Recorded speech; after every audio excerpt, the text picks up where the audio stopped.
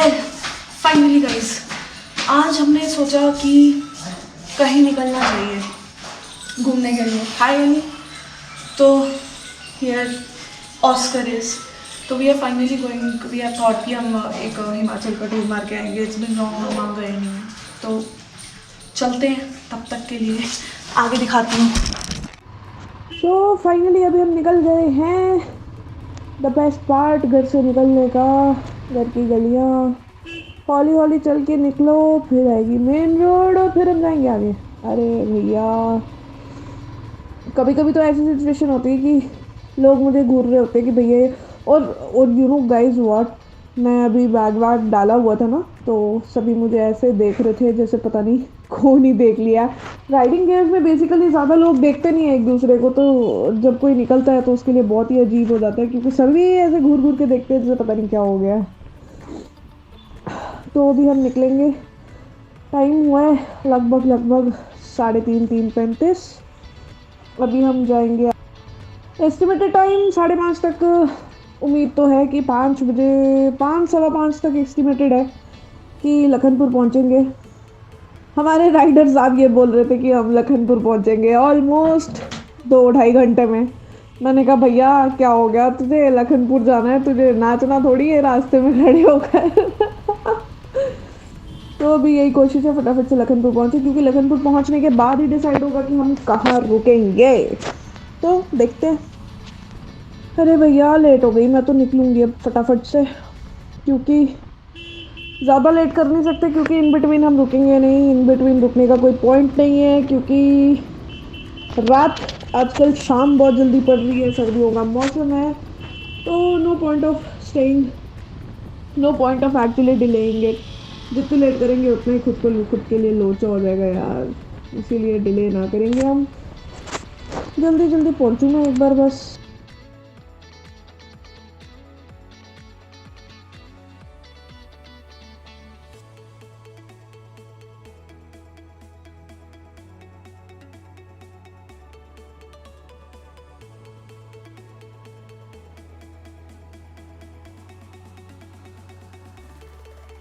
Finally हमारे rider साहब।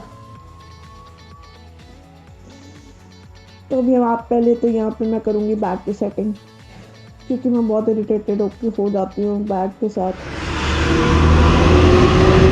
इसके साथ साथ ये भी एडजस्ट कर ले।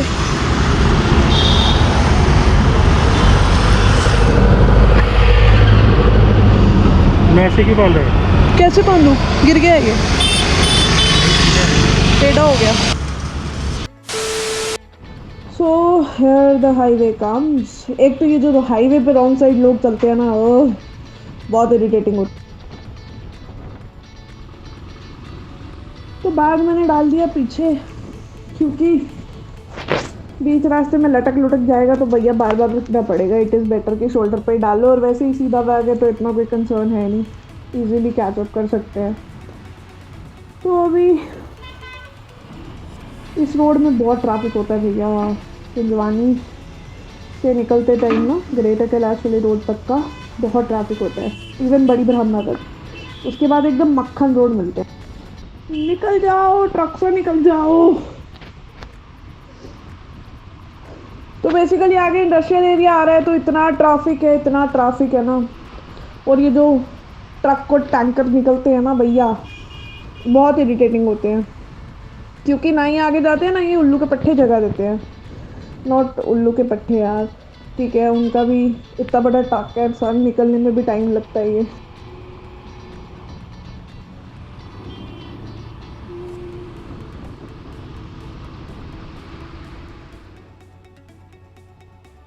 अरे कितना इरिटेट कर रही है बस की आवाज़। उफ, काहे भैया, काहे इतना बजा रहे हो, बंद कर लो हॉर्न को। ये देखो प्रतीक को राइडिंग जैकेट खुली है और जा रही है राइड पे।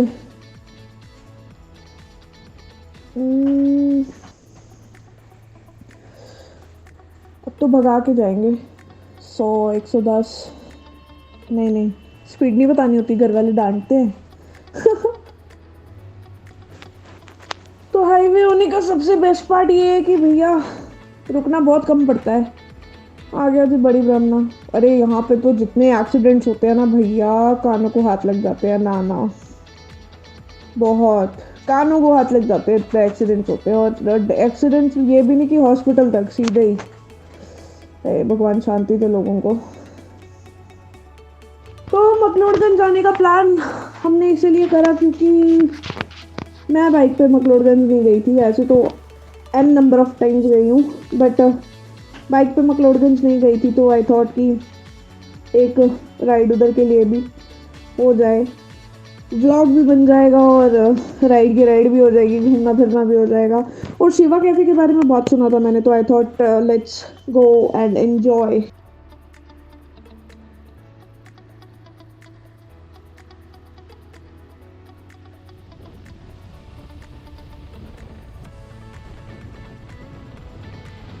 तो अभी आएगा हमारा चीची माता का मंदिर, जहाँ हम टेकेंगे माथा। माता रानी को बोलेंगे जल्दी जल्दी ठीक ठीक पहुँचा देना वापस। तो मैं जब भी निकलती हूँ तो एक रहता है कि माथा टेक के निकले, क्योंकि कहने को हम रोड्स पे चल रहे हो, रोड्स का कोई पता नहीं कब कौन सी अनहोनी कब कैसे हो जाए। कहते हैं ना वो क्या, नज़र हटी दुर्घटना घटी। तो वैसी सिचुएशन हो जाती है, इसलिए भगवान के आगे माथा टेक के निकलोगे, भगवान जी जा रहे हैं वापस पहुंचा देना।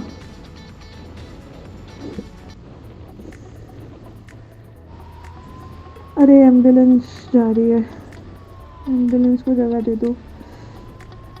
भगवान करे जो भी इसमें हो वो सही सलामत हो। एम्बुलेंस देख के ना ऐसा होता है कि भैया किसी के घर पे कभी ना जाए।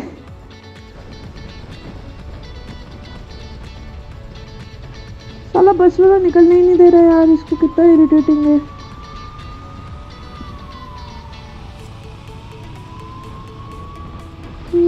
पता नहीं जिसकी भी फैमिली हो, अगर तो कोई ऐसे है तो भगवान सही सलामत हो, और अगर कोई गुजर चुके हैं तो भगवान उनकी आत्मा को सुख शांति दे। तो बहुत सारे लोग ना रास्ते में ऐसे होते हैं कि भैया एम्बुलेंस की आवाज़ सुन के भी पीछे नहीं होते। अरे यार, you guys need to understand, किसी के साथ कभी भी कुछ भी हो सकता है। एनीवेज, तो हम पहुंच गए हैं लखनपुर। जाम देख रहे हो, क्योंकि क्रॉसिंग का जाम है यहाँ पे, पल्ले खाने के लिए रुकते हैं सब, इसीलिए जाम होता है यहाँ पे।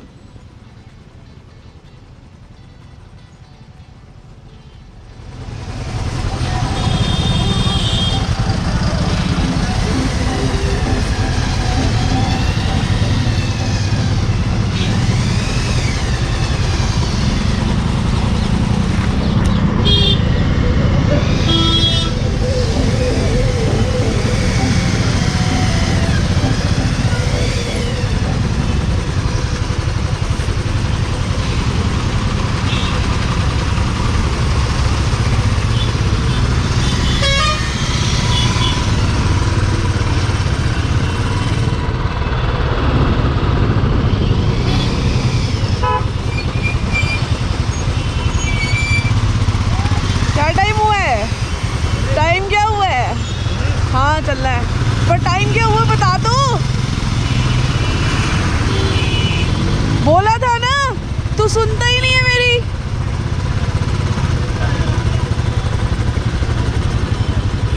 आगे चलेंगे।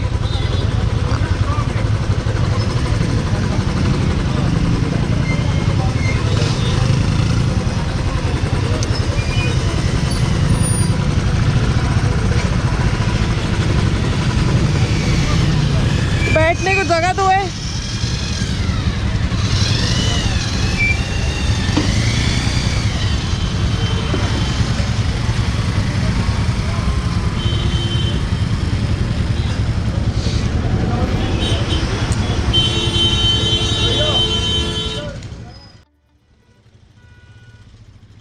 सब देख रहे हैं कि लड़की की आवाज आ रही है।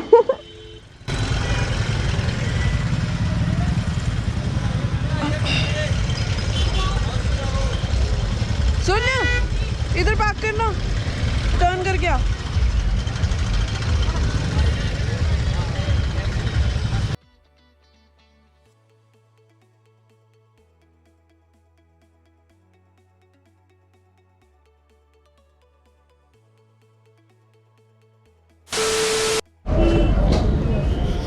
Hi friends, well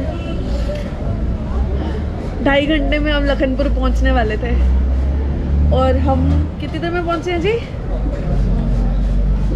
1 hour 10 minutes. तो हम 1 घंटे 10 मिनट में पहुंच गए लखनपुर। एस्टिमेटेड टाइम जो हमारे राइडर साहब ने लिया था वो लिया था 2.5 घंटे का, 2.5 भी नहीं 3 बोल रहे थे। तो हम अभी पहुंचे हैं और look what we are doing, we are eating something.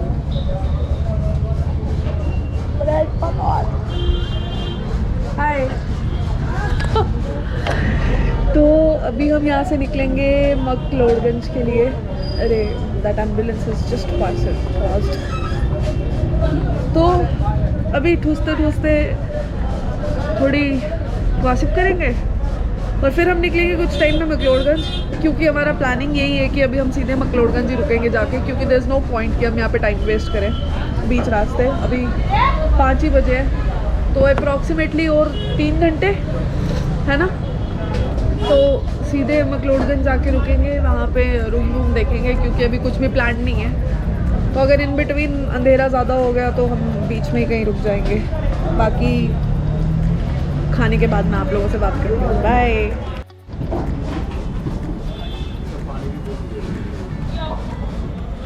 Hi.